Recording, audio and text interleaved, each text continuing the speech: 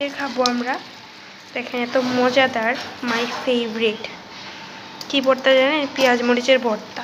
এখানে পেঁয়াজ দিছি, মরিচ দিছি, সরিষার তেল দিছি, আর ধনিয়া পাতা শেষ হয়ে গেছে, আর না হলে ধনিয়া পাতা দিতাম। আমি দুপুরে করছিলাম, সকালে করছিলাম খিচুড়ি দিয়ে খাওয়ার জন্য। খুব মজা হয়েছিল, বাট এত ঝাল হয়েছিল। দেখেন এত মানে স্মেল আসতেছে গাইজ, স্মেল শুনেই পেট ভরে যাবে আপনাদের। আমি এই বোলে ভর্তা বানাইছি।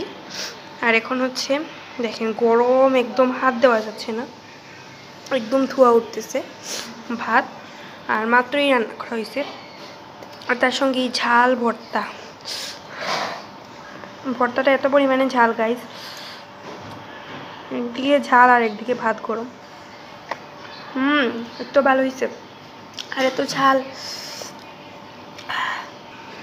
তো দেখেন ভর্তা দিয়ে খাওয়ার জন্য মোস্ট ফেভারিট ডাল নিয়ে নিয়েছি। এত গরম গাইজ, সব কিছু একদম গরম।